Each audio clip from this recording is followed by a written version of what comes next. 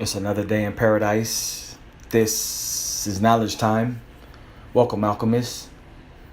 Today I'll be reading from the book The Laws of Human Nature by Robert Greene.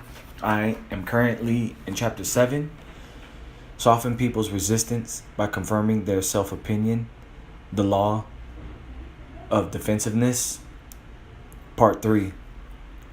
5 strategies for becoming a master persuader. The following 5 strategies distilled from the examples of the greatest influencers in history are designed to help you focus more deeply on your targets and create the kinds of emotional effects that will help lower people's resistance. It would be wise to put all 5 into practice. Number 1, transform yourself into a deep listener. In the normal flow of a conversation, our attention is divided. We hear parts of what other people are saying in order to follow and keep the conversation going. At the same time, we're planning what we'll say next, some exciting story of our own, or we are even daydreaming about something irrelevant. The reason for this is simple. We are more interested in our own thoughts, feelings, and experiences than in those of the other person. If this were not the case, we would find it relatively easy to listen with full attention. The usual prescription is to talk less and listen more. But this is meaningless advice as long as we prefer our own internal monologue. The only solution is to somehow be motivated to reverse this dynamic. Think of it this way. You know your own thoughts only too well. You are rarely surprised.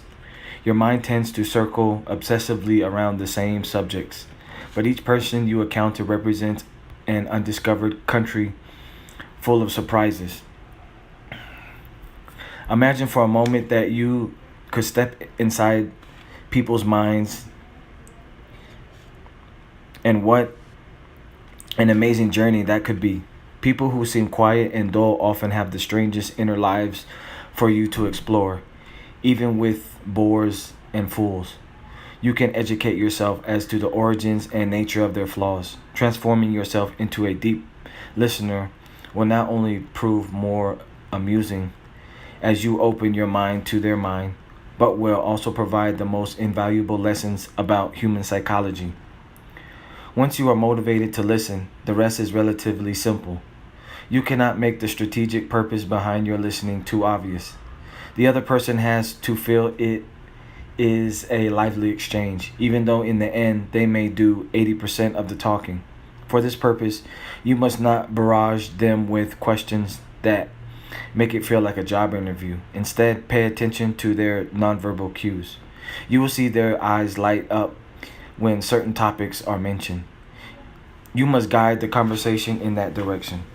People will become chatty without realizing it. Almost everyone likes to talk about their childhood, their family, the ins and outs of their work, or some cause that is dear to them. An occasional question or comment plays off something they have said. You are deeply absorbed in what they say, but you must feel and appear relaxed in being so. You convey that you are listening by maintaining relatively consistent eye contact and nodding as they talk. The best way to signal how deeply you are listening is to occasionally say something that mirrors what they have said, but in your own words, and filtered through your own experience. In the end, the more they talk, the more they will reveal about their insecurities and unmet desires. Your goal is to make them come away from the encounter feeling better about themselves. You have let them be the star of the show. You have drawn out of them the writer, more fun-loving side of their personality. They will love you for this and will look forward to the next encounter. As they become increasingly relaxed in your presence, you will have great latitude for planting ideas and influencing their behavior. Number 2, infect people with the proper mood. As social animals, we are extremely susceptible to the moods of other people. This gives us the power to subtly infuse into people the appropriate mood for influencing them. If you are relaxed and anticipating a pleasurable experience, this will communicate itself and have a mirror like effect on the other person. One of the best attitudes to adapt for this purpose is one of complete indulgence. You do not judge other people, you accept them as they are. In the novel The Ambassador, the writer Henry James paints the portrait of this idea in the form of Marie de Vinoet, an older French woman of impeccable manners who surreptitiously uses an American named Lambert Stretcher to help her in a love affair. From the very moment he meets her, Stretcher is captivated. She seems a mix of lucidity and mystery. She listens deeply to what he says and, without responding, gives him the feeling she completely understands him. She envelops him in her empathy. She acts from the beginning as if they have become good friends. But it is in her manner, nothing she says. He calls her indulgent spirit a beautiful, conscious mildness, and it has a hypnotic power over him. Well before she even asks for his help, he is completely under her spell and will do anything for her. Such an attitude replicates the ideal mother figure, unconditional in her love. It is not expressed so much in words as in looks and body language. It works equally well on men and women and has an hypnotic effect on almost anyone. A variation of this is to infect people with a warm feeling of rapport through laughter and shared pleasures. Lyndon Johnson was the master of this. Of course, he used alcohol, which flowed freely in his office. His targets never knowing that his own drinks were greatly watered down so he could retain control of himself. His body jokes and colorful anecdotes created a comfortable, club-like atmosphere for men. It was hard to resist the mood he set. Johnson could also be quite physical, often wrapping his arms around a man's shoulder, frequently touching him on the arm. Many studies on nonverbal cues have demonstrated the incredible power that a simple touch of people's hands or arms can have in any interaction, making them think positive things about you without their ever being aware of the source of their good opinion. Such gentle taps establish a feeling of visceral rapport as long as you do not maintain eye contact, which will give it too much of a sexual connotation. Keep in mind that your expectations about people are communicated to them nonverbally. It has been demonstrated, for instance, that teachers who expect greater things from their pupils can, without ever saying anything, have a positive effect on their work and grades. By feeling particularly excited when you're meeting someone, you will communicate this to him or her in a powerful way. If there is a person of whom you will eventually ask a favor, try imagining him or her in the best light, generous and caring, if that is possible. Some have claimed to get great results by simply thinking the other person is handsome or good looking. Number 3, confirm their self-opinion. Recall the universal qualities of the self-opinions of people with a high self-opinion. Here's how to approach each one of them. Autonomy. No attempt at influence can ever work if people feel in any way that they are being coerced or manipulated. They must choose to do whatever it is you want them to do, or they must at least experience it as their choice. The more deeply you can create this impression, the greater your chances of success. In the novel Tom Sawyer, the 11-year-old protagonist of the same name is portrayed as an extremely savvy boy raised by his aunt with an uncanny sensitivity to Human Nature. Despite his cleverness, Tom is always getting into trouble. The second chapter of the book begins with Tom being punished for getting in a fight. Instead of spending a hot summer Saturday afternoon messing around with his friends and swimming in the river, Tom has to whitewash the very large fence in the front of the house. As he starts the job, his friend Ben Rogers walks by, eating a delicious-looking apple. Ben is as mischievous as Tom, and seeing him at this tedious chore, he decides to torment him by asking him if he's planning on going for a swim that afternoon, knowing full well he can't. Tom pretends to feign deep interest in his work, but now Ben is curious. He asks Tom if he's seriously more interested in painting the fence than in having some fun. Tom finally addresses him. While still keeping an eye on his work, his aunt would not give such a job to just anyone, he says. It is what people see first of their house when they pass by. This is a very important job that won't come up again for many years. In the past, he and his friends painted something on fences and got into trouble. Now, he can do so freely. It is a challenge, a test of skill, and yes, he enjoys it. Swimming can be done any old weekend, but not this. Ben asks if he can try this hand to see what Tom means. After several pleas, Tom finally relents, only after Ben offers him his apple. Soon other boys approach and Tom does the same sell job on them, accumulating more pieces of fruit and toys. An hour later, we see Tom lying in the shade while a whole team of friends finishes the job for him. Tom used basic psychology to get what he wanted. First, he got Ben to reinterpret his job, not by saying anything but through his absorbed attention in the task and his body language. The task must be something interesting. Second, he framed the job as a test of skill and intelligence, a rare opportunity, something that would appeal to any competitive boy. And finally, as he knew, once the neighborhood boys saw others at the task, they would want to join in, making it a group activity. Nobody wanted to be left out.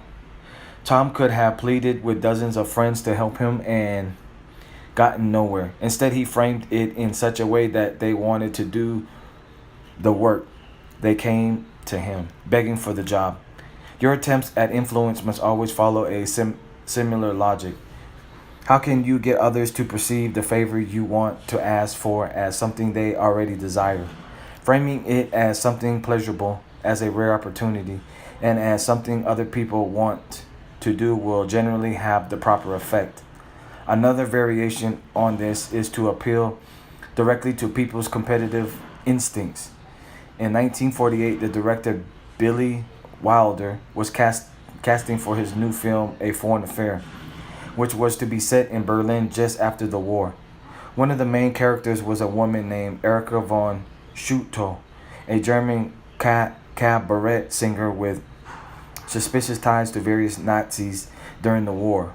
Wilder knew that Marlene Dietrich would be the perfect actress to play the part, but Dietrich had publicly expressed her intense dislike of anything having to do with the Nazis and had worked hard for various allied causes. When first approached about the role, she found it too distasteful, and that was the end of the discussion. Wilder did not protest or plead with her, which would have been futile, given Dietrich's famed stubbornness. Instead, he told her he had found two perfect American actresses to play the part, but he wanted her opinion on which would be better. Would she view their tests? Feeling bad that she had turned down her old friend Wilder, Dietrich naturally agreed to this. But Wilder had cleverly tested two well-known actresses whom he knew would be quite terrible for the role, making a mockery of the part of a sexy German cabaret singer. The ploy worked like a charm. The very competitive Dietrich was hacks at their performances and immediately volunteered to do the part herself. Finally, when giving people gifts or reward as a possible means of winning them over to your side, it is always best to give smaller gifts or reward than larger ones. Large gifts make it too apparent that you are trying to buy their loyalty, which will offend people's sense of independence. Some might accept large gifts out of need, but later they will feel resentful or suspicious. Smaller gifts have a better effect. People can tell themselves they deserve such things and are not being bought or bribed. In fact, such smaller rewards spread out over time will blind people to you in much greater way than anything lavish. Interesting. Intelligence. When you disagree with another person or impose your contrary opinion, you are implying that you know better, that you have thought things through more rationally. People challenged in this way will then naturally become even more attached to their opinions. You can prevent this by being more neutral, as if this opposing idea is simply something you are entertaining and it could be wrong.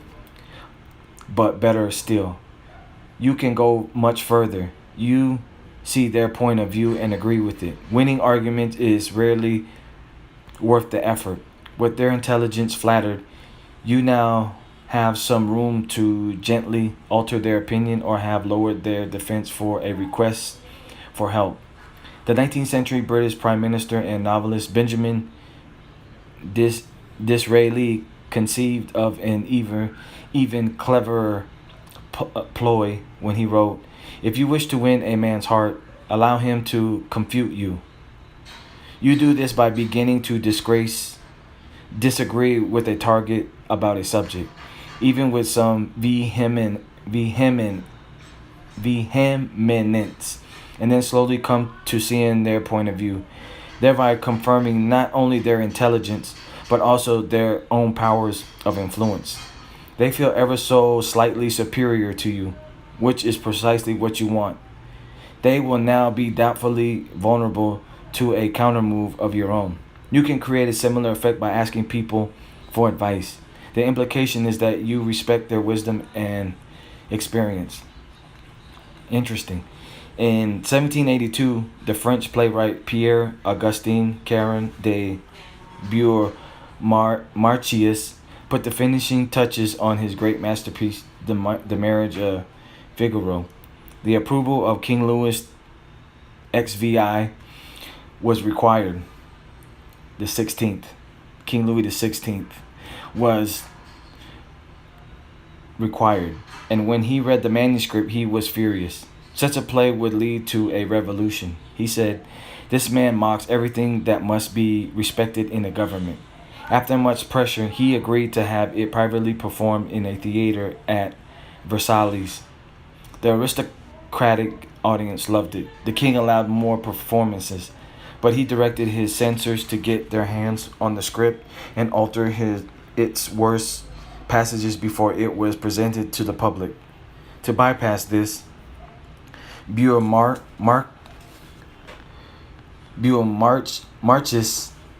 commissioned a tribunal of academics, intellectuals, courtiers, and government ministers to go over the play with him.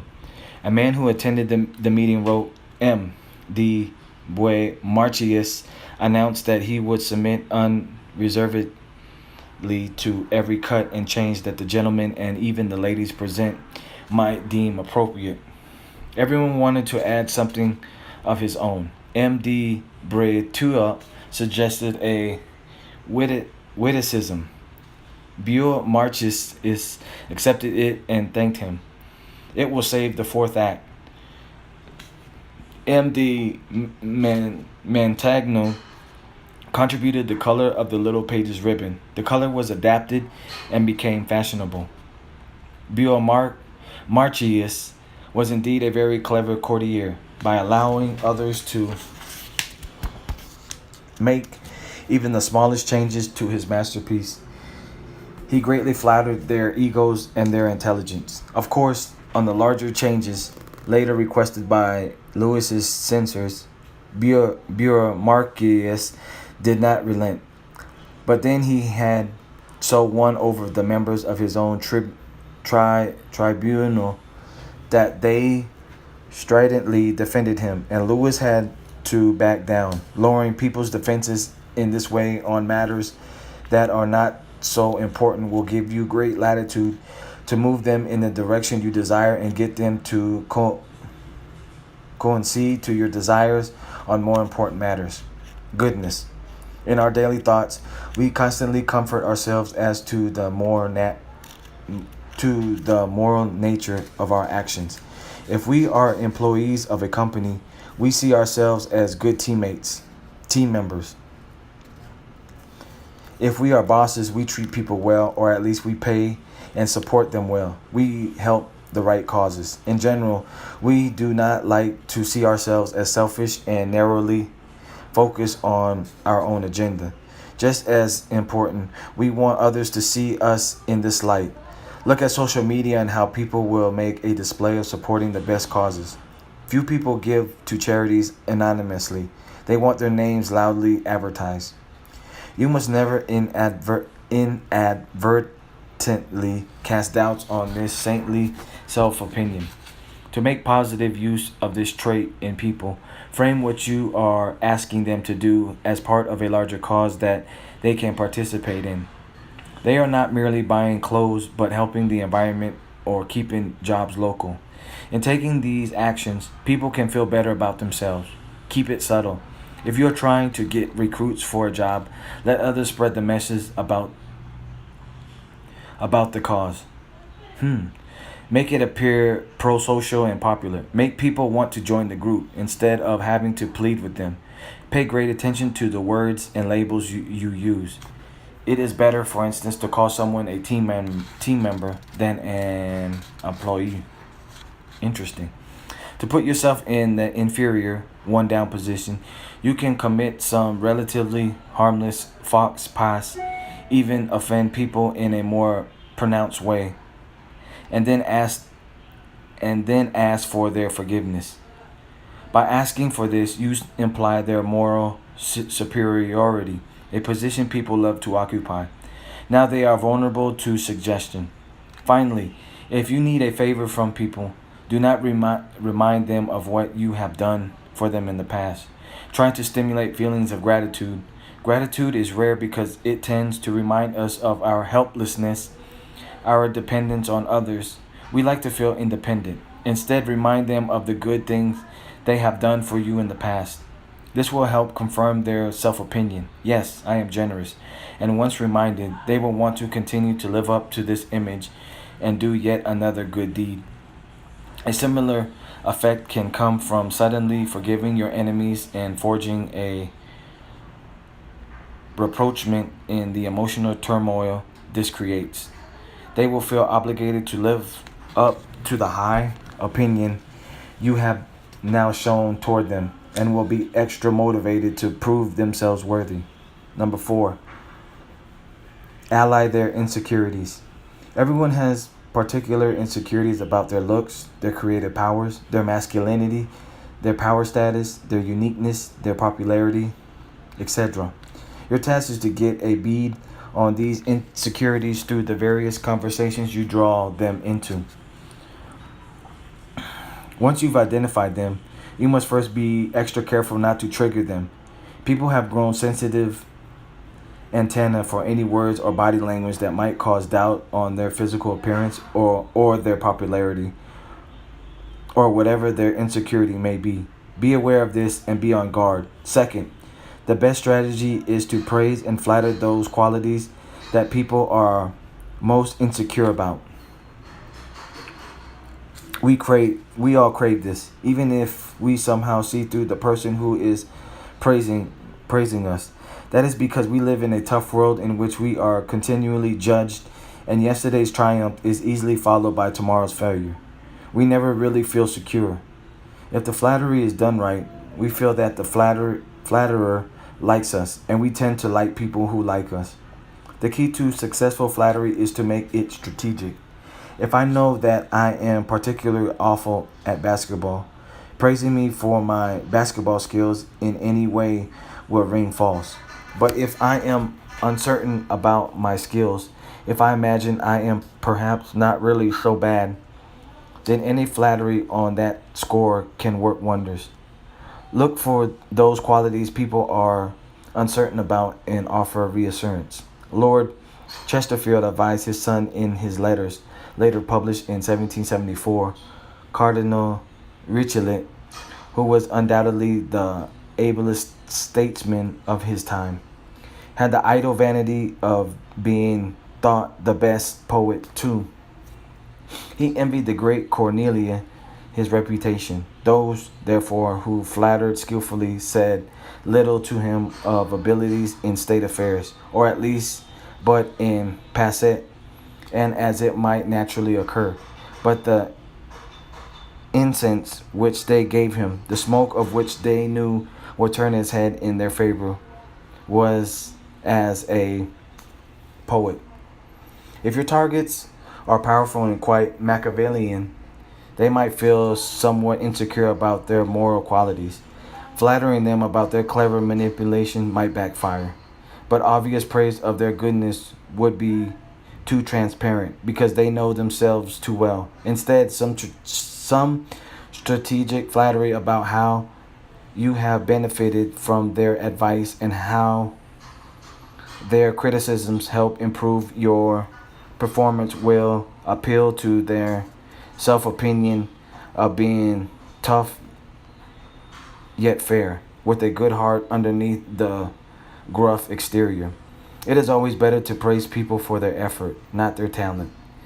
When you extol people for their talent, there is a slight depreciation implied, as if they were simply lucky for being born with natural skill. Instead, everyone likes to feel that they earn their good fortune through hard work, and that is where you must aim your praise. With people who are equals, you have more room to flatter. With those who are your superiors, it is best to simply agree with their opinions and validate their wisdom. Flattering your boss is too transparent. Never follow up your praise with a request for help or whatever it is you are after. Your flattery is a setup and requires the passage of some time. Do not appear too ingratiating in the first encounter or two. Better to show even a little coldness, which will give you room to warm up. After a few days, you have grown to like this person, and then a few flattering words aimed at their insecurities will begin to melt their resistance. If possible, get third parties to pass along your compliments, as if they had simply overheard them. Never be too lavish in your praise or use absolutes. A clever way to cover your tracks is to mix in some small criticisms of the person of their work. Nothing that would trigger insecurities, but enough to give you praise at a more realistic cue. I loved your screenplay. Although I feel Act 2 might need a little help. Do not say, your latest book is so much better than the last one. Be very careful when people ask you for their opinion about their work or something related to their character or their looks. They do not want the truth. They want support and confirmation given as realistic as possible. Be happy to supply this for them. You must seem as sincere as possible. It would be best to choose qualities to praise that you actually admire, if at all possible. If any event, what gives people away is the nonverbal cues. Praise along with stiff body language or a fake smile or eyes glancing elsewhere. Try to feel some of the good emotions you are expressing, so any exaggeration will seem less obvious. Keep in mind that your target must have a relatively high self-opinion. If it is low, the flattery will not jibe with how they feel about themselves and will ring hollow. Whereas for those of high self-opinion, it will seem only natural. Number 5, Use people's resistance and stubbornness. Some people are particularly resistant to any form of influence. They are most often people with deeper levels of insecurity and low self-opinion. This can manifest itself in a rebellious attitude. Such types feel as if it is them against the world. They must assert their will at all costs and resist any kind of change. They will do the opposite of what people suggest. They will seek advice for a particular problem or symptom, only to find dozens of reasons of why the advice given won't work for them. The best thing to do is to play a game of mental judo with them. In judo, you do not counter people's moves with a thrust of your own, but rather encourage their aggressive energy, resistance, in order to make them fall on their own. Here are some ways to put this into practice in everyday life. Use their emotions. In the book Change, the therapist authors Paul Watts Lawick, John H. Weakland, and Harold and Richard Fish discussed the case of a rebellious teenager suspended from school by the principal because he was caught dealing drugs. He was still to do his homework at home but was forbidden to be on campus. This would be a big dent in his drug dealing business. The boy burned with the desire to get vengeance. The mother consulted a therapist who told her to do the following: explain to the son that the principal believed only students who attended class in person could do well. In the principal's mind, by keeping the boy away from school, he was ensuring he would fail. If he did better by working at home than in class, this would embarrass the principal. Better to not try too hard this semester and get on the good side of the principal by proving him right. Of course, such advice was designed to play into his emotions. Now he desired nothing more than to embarrass the principal, and so threw himself into his work with great energy. The goal of the therapist all along, in essence, the idea is not to counter people's strong emotions, but to move with them and find a way to channel them in a productive direction. Use their language. The therapist Milton Erickson, see Chapter 3, described the following case that he had treated. A husband came to work for advice. Although he seemed quite set on doing what he wanted anyway, he and his wife came from very religious families and had married mostly to please their parents. The husband and wife were very religious as well. Their honeymoon, however, had been a disaster. They found sex very awkward and did not feel like they were in love. The husband decided it was not anyone's fault, but that they should get a friendly divorce. Erickson readily agreed with him and suggested exactly how to bring about his friendly divorce. He instructed him to reserve a room at a hotel. They were to have one final friendly night together before the divorce. They were also to have one last friendly glass of champagne, one last friendly kiss between them, and so on. These instructions virtually ensured the wife's seduction by her husband. As Erickson had hoped, the husband followed his instructions. The couple had an exciting evening together, and they happily decided to remain married. Erickson intuited that the husband did not really want a divorce, and that the two of them felt awkward because of their religious backgrounds. They were both deeply insecure about their physical desires, yet resistant to any kind of change. Erickson used the husband's language and his desire for divorce, but found a way to gently redirect the energy towards something much different. When you use people's words back at them, it has a hypnotic effect. How can they not follow what you suggest when it is exactly the words they have used?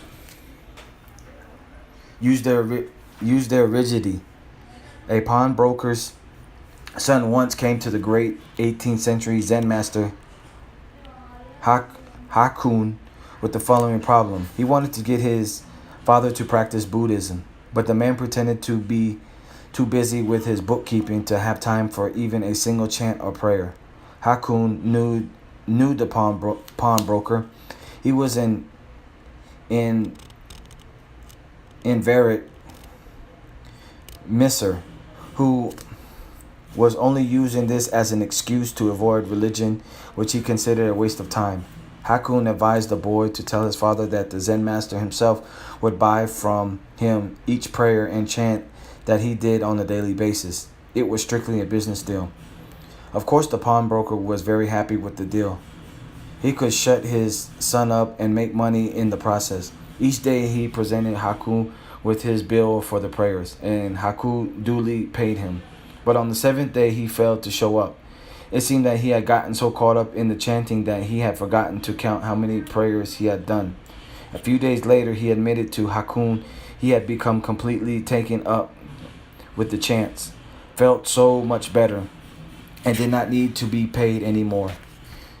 He soon became a very generous donor to Hakun's temple.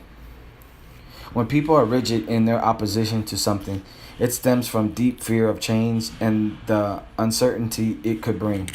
They must have everything on their terms and feel in control. You play into their hands if you try with all your advice to encourage change. It gives them something to react against and justifies their rigidity. They become more stubborn. Stop fighting with such people and use the actual nature of their rigid behavior to effect a gentle change that could lead to something greater. On their own, they discover something new, like the power of Buddhist prayer. And on their own, they might take this further, all set up by your Judo maneuver. Keep in mind the following. People often won't do what others ask them to do because they simply want to assert their will. If you heartedly agree with their rebellion and tell them to keep on doing what they're doing, it now means that if they do so, they are following your advice, which is distasteful to them. They may very well rebel again and assert their will in the opposite direction, which is what you want all along. The essence of reverse psychology. Wow, that was long. In conclusion, subscribe to the channel, comment any questions you have, like if the information was inspiring for you, and share this knowledge with other alchemists. Also, follow me on Instagram for more progressive knowledge. My Instagram is max_Bugatti_8008. I'm all about family first. I'm a global stock investor. I'm a filmmaker. I'm an aerospace botanist. I'm working on a masculine confidence building program. And currently, I'm out here in Cali, Colombia. While you're slaying dragons, I'll be taming them.